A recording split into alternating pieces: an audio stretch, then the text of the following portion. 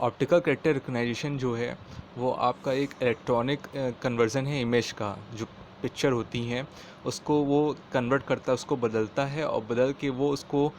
Test type documents में या आपका इलेक्ट्रॉनिक टेस्ट कोड में चेंज करता है। आपने इस चीज़ को काफ़ी बार देखा होगा जब आप शॉपिंग करने जाते होगे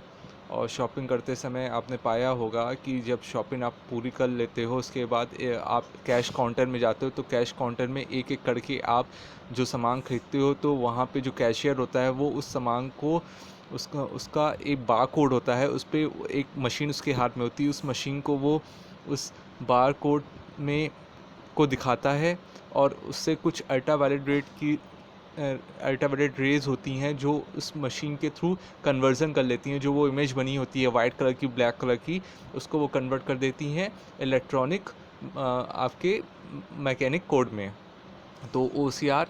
का काम यही है आपका। तो जो सॉफ्टवेयर है वो आपका जो इंटरेक्टिव वाइट बोर्ड का है वो इनबिल्ट होता है और उसमें ओसीआर आपका साथ में एम्बेडेड होता है, साथ में होता है। Interactive white board are used in a variety of setting. जो इंटरेक्टिव वाइट बोर्ड है वो आपका यूज़ होता है बहुत अलग तरीके की सेटिंग्स में, अलग जगहों पे, इंक्लूडिंग क्लासरूम में होता है at all levels of education. हर एक लेवल्स पे एजुकेशन के, चाहे वो आपका प्राइमरी क्लास हो, चाहे वो आपका सेकेंडरी क्लास हो, वो चाहे वो आपका हायर क्लासेस हो। इन कॉर्पोरेट बोर्ड रूम्स में भी होती हैं। आपने देखा होगा फिल्मों में जैसे प्रेजेंटेशन होती है तो प्रेजेंटेशन के समय जितने भी आपके सेल्समैन होते हैं वो आते हैं और अपना प्रेजेंटेशन देते हैं और उसका अपनी कंपनी के प्रोडक्ट्स को किस तरीके से बेचना है, कैसे उनको बेचना है, उनकी स्ट्रेटजी क्या होगी, किस तरीके से या कंज्यूमर के लिए स्ट्रेटजी बनाते हैं, कंज्यूमर को वो के लिए क्या क्या मतलब उसमें स्कीम्स होती हैं, बेनिफिट्स होते हैं, उसके बारे में बताते हैं। आपने शायद बाला मूवी देखी होगी, तो बाला मूवी में आयुष्मान खुराना जो होता है वो एक सेल्समैन होता है और वो एक क्रीम को बेच रहा होता है और उसके बारे में वो कंज्यूमर को अपना पावर पॉइंट प्रेजेंटेशन बताता है बुला के। तो इस तरीके से कॉर्पोरेट बोर्ड रूम्स में भी काम होता है एंड वर्क ग्रुप्स में भी काम होता है। जब कोई एक टीम बनती है तो टीम में जैसे आपने इसका एक एग्जांपल मैं आपको बताना चाहूँगा। एक कॉर्पोरेट मूवी आई थी, तो कॉर्पोरेट मूवी में जो था तो कॉर्पोरेट्स के बारे में जो डिसीज़न मेकिंग होती थी आपस में बुला के, जो आपका बोर्ड ऑफ डायरेक्टर्स थे, मैनेजमेंट थे, वो आते थे और वो आके आपस में मीटिंग करते थे। मीटिंग करके और उसमें जो इम्पोर्टेंट डिसीजंस होते थे वो लिए जाते थे और वो जो वहाँ पे एक बड़ी स्क्रीन होती थी और उसमें सब पॉइंट्स लिखे जाते थे। तो वो आपका वो वर्क ग्रुप्स हो गया। वो एक तरीके का वर्क ग्रुप्स एक टीम कल्चर है जहाँ पे स्ट्रेटजी बनाते हैं और इसको पूरी करते हैं। इन ट्रेनिंग रूम्स में for professional sports coaching in broadcasting studios and others में training session for teacher has greatly helped with the integration, providing the skills to operate the boards as well as identified potential users such as।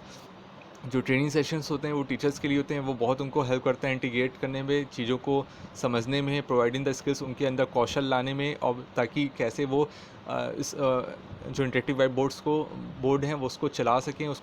उसको अच्छे से use कर सकें और काफ़ी efficiently और effective way में बच्चों को ट्रांसफ़र कर सकें, लर्निंग को, अधिगम को हस्तांतरण कर सकें, जैसा वो चाहते हैं, जिस तरीके से अध्यापक चाहते हैं उसी तरीके से वो विद्यार्थी के समकक्ष उस चीज़ को पेश कर पाएँ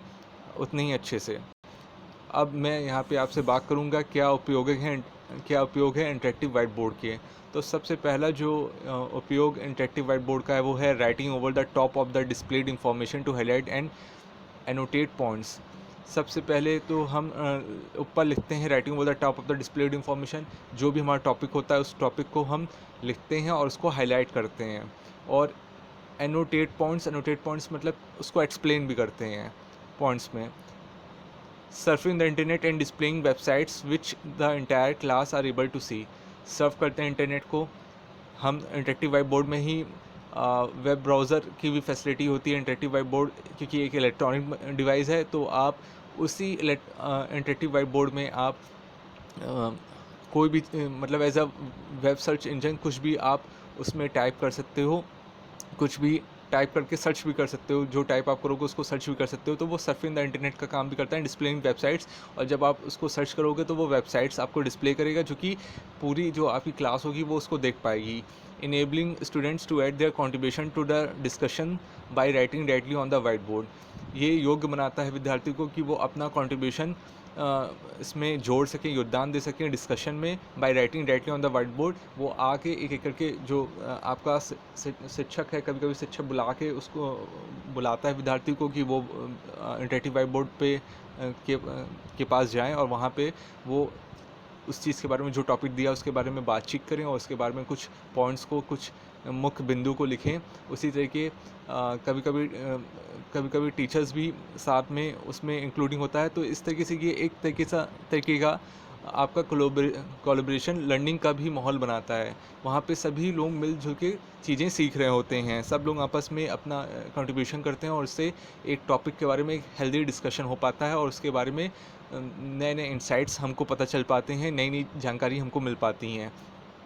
demonstrating ICT work before the students move to the ICT lab for the session. ये डिमॉन्स्ट्रेट करता है ICT वर्क को स्टूडेंट्स के सामने और move to the ICT lab for a session, और मूव करते हैं ICT लैब पे सेशन के लिए।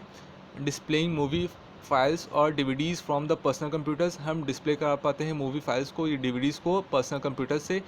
पर्सनल कंप्यूटर, क्योंकि मैंने आपको पहले बताया इंटरेक्टिव वाइट बोर्ड होता है, वो अटैच होता है एक कंप्यूटर से। उसके लिए अलग अलग जो सॉकेट होती हैं, जो आपके RJ सॉकेट हैं, और अलग अलग टाइप्स के हब और केबल्स बने होते हैं। तो उसके थ्रू जो वायर्स होते हैं, तार होते हैं, उसको अटैच किया जाता है, और जो भी हम कंप्यूटर में एज अ DVD या CD डालते हैं और उसको रीड कराते हैं, तो वो हमारी इंटरेक्टिव वाइट बोर्ड की स्क्रीन पे सामने नज़र आने लगती है। Interactive white board promote collaboration among students. जो इंटरेक्टिव वाइट बोर्ड है वो प्रमोट करता है, वो बढ़ाता है कोलैबोरेशन स्टूडेंट्स के बीच में, और ग्रुप डिस्कशन भी बढ़ाता है, क्योंकि आपस टीचर इंटरेक्टिव वाइट बोर्ड के पास खड़ा रहता है और बाकी स्टूडेंट्स उसको फॉलो कर रहे होते हैं, उसको देख रहे होते हैं, और वो जो टॉपिक को डिस्कस कर रहा होता है उसमें आपस में जो कम्युनिकेशन है वो एक्सचेंज हो रहा होता है। आइडियाज़ जो होते हैं, जो थॉट्स होते हैं, जो फीलिंग्स होती है, जो एक्सप्रेशंस होते हैं, जो इमोशंस होते हैं, वो आपस में टीचर्स और स्टूडेंट्स के बीच में, या स्टूडेंट्स एंड स्टूडेंट्स के बीच में आपस में ट्रांसफ़र या कन्वर्ट हो रहे होते हैं, डिस्कस हो रहे होते हैं, एंड पार्टिसिपेशन होता है इसमें। They can be effective tool for brain storming. इसका एक एग्जांपल यहाँ पे दिया है, ये बहुत अच्छा टूल है ब्रेन स्टॉर्मिंग के लिए, due to the fact that notes can be taken, क्योंकि इसमें हम नोट्स को लिखते हैं बोर्ड पे एंड सेव टू बी, और इसको हम, क्योंकि ये जो इंटरेक्टिव वाइट बोर्ड है ये बहुत कुछ आपका सिमिलर है आपका कंप्यूटर के मॉनिटर की स्क्रीन के जैसा। जो कंप्यूटर की मॉनिटर की स्क्रीन होती है उसमें भी आप कोई भी चीज़ें लिखते हो, लिखने के बाद उसको आप सेव कर सकते हो। सेव करने के लिए आपको पता ही है, आप सेव ऑप्शन पे जाते हो कंप्यूटर में, और अपना जो भी आपने फाइल या डॉक्यूमेंट्स में जो भी आपने इंफॉर्मेशन ली है उसको आप सेव कर सकते हो, और मॉनिटर के बंद होने के बाद या कंप्यूटर के को बंद करने के बाद भी आप उसको किसी भी आगे के दिन में खोल के उस फाइल को जो आपने सेव किया एक्सटेंशन में, जिस भी एप्लीकेशन सॉफ्टवेयर के एक्सटेंशन में आपने सेव किया, उसको कभी भी आगे खोल सकते हो। Due to the fact that notes can be taken on the board. और ये फैक्ट है कि जो नोट्स है आपने जो लिखा भी है, आप वो उसको इंटरेक्टिव वाइट बोर्ड की स्क्रीन पे लिख सकते हो और फिर डिस्ट्रीब्यूट कर सकते हो स्टूडेंट्स को लेटर बाद में समझने के लिए। Capturing and saving notes written on a graphics tablet connected to the white board. आप जो कैप्चर करते हो, अब ये भी इसमें है कि अगर मान लीजिए जो इंटरेक्टिव वाइट बोर्ड है इसमें कोई मैं इमेज आपको समझा रहा हूँ या कोई ग्राफ समझा रहा हूँ, ग्राफ के थ्रू मैं आपको सेल्स के बारे में किसी कंपनी के बता रहा हूँ, कोई भी प्रोडक्ट है XYZ, और उसके बारे में आपको बता रहा हूँ कि इसकी 5 साल का जो सेल्स फोरकास्टिंग है वो हमारी ऐसी है, हमारी सेल्स फोरकास्ट ऐसी है, और इसी के प्रोडक्शन के बेसिस पे हम आगे के आने वाले क्या हमारी इस पर्टिकुलर प्रोडक्ट की डिमांड रहेगी, उसका हम एनालिसिस असेसमेंट कर लेते हैं, असेसमेंट आकलन करते हैं। तो ये इस चीज़ को हम अपने पास स्टोर करके भी रख सकते हैं। तो कैप्चरिंग करना मतलब उस चीज़ को आप फ़ोटो खींच के आप उसको अपने पास रख लेते हो, उसको कहते हैं and saving notes written on a graphics tablet. और आप सेव कर सकते हो नोट्स को जो आपने ग्राफिक टैबलेट्स को टैबलेट में लिखा है connected to the white board, जो कि आपका जो इंटरेक्टिव वाइट बोर्ड है उससे कनेक्ट है। जबकि आपने देखा होगा जो ट्रेडिशनल वाइट बोर्ड होता है, ट्रेडिशनल वाइट बोर्ड में आप कोई भी चीज़ लिखते हो या टीचर कुछ भी पढ़ा के जाता है, मैथ्स का ही कोई मान लीजिए गणित है, गणित का कोई वो टॉपिक पढ़ा के गया, मान लीजिए आपका लाभ और हानि, प्रॉफिट एंड लॉस पढ़ा के गया, और प्रॉफिट एंड लॉस के उसने क्वेश्चंस करा दिए टीचर्स ने। उसके बाद एक क्वेश्चन कराने के बाद जब वो दूसरा क्वेश्चन कराता है तो उसको पहले वाले सवाल को मिटाना पड़ता है। वो डस्टर से पहले वाले सवाल को डस्टर से, अगर चॉक से लिखा है तो डस्टर से मिटा देगा, अगर पेन से लिखा है, मार्कर से लिखा है तो वो उसको कपड़े से पोंछ देगा, और उसको कहीं वो सेव नहीं कर सकता है। उसको एक सवाल से दूसरे सवाल जाने पे उसको मिटाना ही पड़ेगा। बट सबसे बेहतरीन बात है हमारी इंटरेक्टिव वाइट बोर्ड में कि उसमें हम कोई भी चीज़ों को लिखते हैं तो लिखने के बाद हम उसको सेव कर सकते हैं। हम कभी भी कभी आगे आने वाले दिनों में हम पीछे हमने क्या पढ़ा है, हमने क्या चीज़ किया है, तो उसको हम फिर से जाके जहाँ पे हमने उसको सेव किया है उस फाइल को हम को टाइप कर लें। टाइप करने के बाद उसको सर्च कर लें। सर्च करने पे वो हमारे सामने आ जाएगी, और सामने आने के बाद हम उसको ओपन कर लेंगे। ओपन करके हम फिर उसको रिवीजन कर सकते हैं। मतलब हमारा रिवीजन अभ्यास करने की बहुत अच्छी फैसिलिटी है इंटरेक्टिव वाइट बोर्ड में, जो कि हमको नहीं मिल पाती है जब हम उपयोग करते हैं आपका ट्रेडिशनल बोर्ड्स को। क्योंकि वहाँ पे तो हम आपको अगर अगले सवाल में जाना है तो पुराने पिछले जो सवाल हैं उसको मिटाना ही पड़ेगा, आपको पोंछना ही पड़ेगा। जब तक आप मिटा रहे हो, पोंछोगे नहीं, आप नए सवाल को नहीं कर सकते हो। वहाँ पे कोई भी आपको सेव करने की ऑप्शंस नहीं दिया रहता है। जबकि इंटरेक्टिव वाइट बोर्ड में आपको ये चीज़ की फैसिलिटी है। आप जितना भी आगे काम करते जाओगे तो पिछले जितने भी काम हैं आप उनको सेव कर सकते हो, और आने वाले दिनों में उसको आप स्टोर करके रख सकते हो, और फिर उसको फिर से आप रिवाइज़ करा सकते हो। तो इस तरीके का वो आपका नोट्स बनाता चला जाएगा, और आपको कभी भी उसको ऐसा नहीं है कि फिर से आपको शुरुआत से काम करना पड़ेगा। Show educational videos and pictures to the whole lecture theatre, you can label और highlight element of an image. आपको एजुकेशनल वीडियोज़ होती हैं जो शैक्षिक आपकी वीडियो हैं,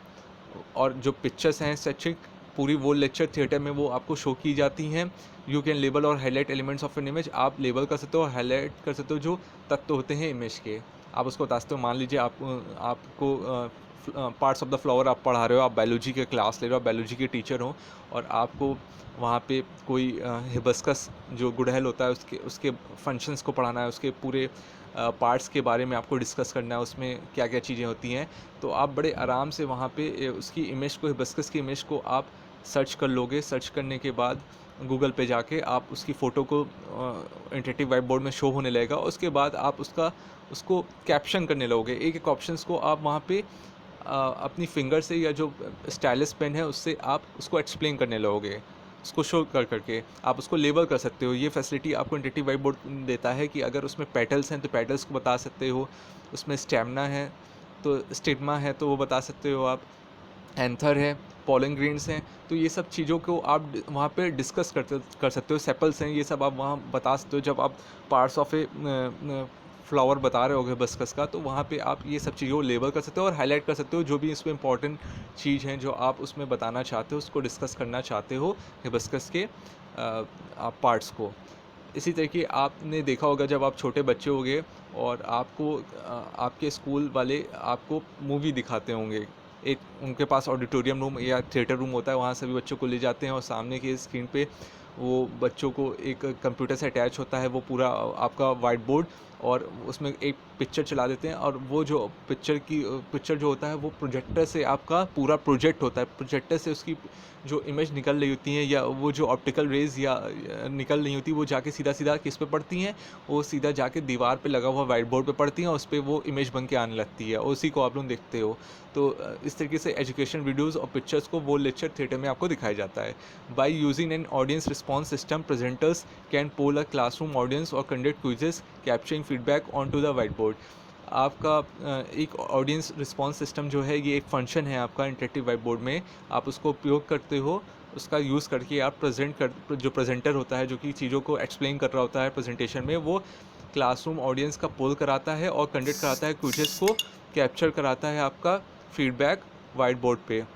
इसका बेस्ट एग्जांपल आपने कौन बनेगा करोड़पति देखा होगा। तो कौन बनेगा करोड़पति में आपका क्या होता है, अमिताभ बच्चन जब सवाल पूछते हैं तो सवाल पूछने पे जो सामने उनके कंटेस्टेंट होता है वो उसका आंसर नहीं दे पाता है, तो उसको वो लाइफलाइन देते हैं। लाइफलाइन में उसको 4 ऑप्शन देते हैं, तो उसमें एक ऑडियंस पोल होता है। तो वो जो ऑडियंस पोल होता है, तो उस ऑडियंस पोल में क्या हो रहा होता है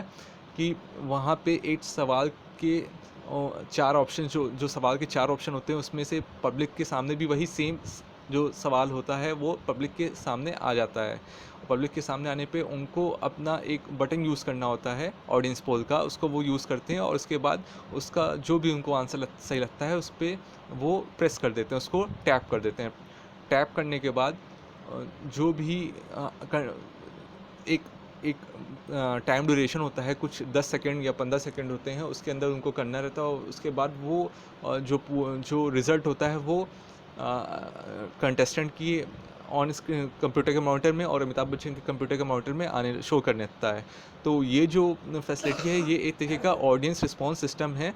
जिससे जो क्लासरूम ऑडियंस है या को क्लासरूम ऑडियंस तो एक तरीके की वही ऑडियंस हो गई जो कि उस कुछ शो में था करोड़पति में, तो वो क्विजेस कंडक्ट कर सकता है, capturing feedback on to the white board, और फीडबैक भी ले सकते हैं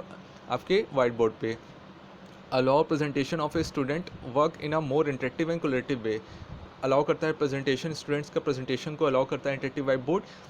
उस पर काम हो सके और ज़्यादा इंटरेक्टिव और कोलेबरेटिव वे में हो सकता है। इंटरेक्टिव क्योंकि कंप्यूटर भी इंफॉर्मेशन दे रहा होता है, जो भी एज अ जो स्टूडेंट होता है वो प्रेजेंटेशन दे रहा होता है, तो उससे रिलेटेड जो डेटा होते हैं वो कंप्यूटर से आ रहे होते हैं और स्क्रीन पे शो होने लगते हैं। तो एक तरीके से कंप्यूटर भी इंटरेक्ट करता है वो, और जो भी क्वेरी स्टूडेंट की होती है या वो जो टाइप कर रहा होता है वो उसको देने लगता है, या वो कोई कुछ भी सर्च कर रहा होता है स्टूडेंट तो वो उसकी स्क्रीन पे शो करने लगता है इंटरेक्टिव वाइट बोर्ड की में। और साथ में कोलेबरेटिव वे इसलिए क्योंकि मैंने बताया था कि ब्रेनस्टॉर्मिंग एक टेक्निक है आपका,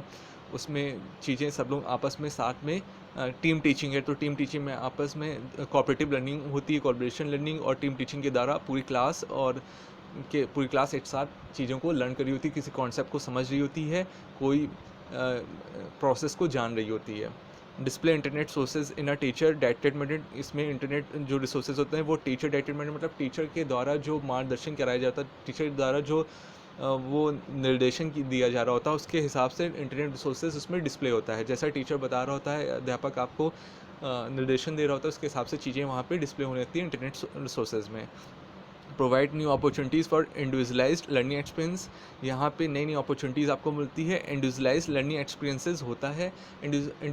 जो इंडिविजुअलाइज्ड लर्निंग एक्सपीरियंस है वो इस बेसिस पे है कि जब टीचर किसी स्टूडेंट को बुलाता है तो वो जाके इंटरेक्टिव वाइट बोर्ड में उस चीज़ को करता है। उस चीज़ को करने के समय जो भी अगर सवाल देता है उस सवाल का वो आंसर ढूंढ रहा होता है, उत्तर उसको खोज रहा होता है, तो वो जो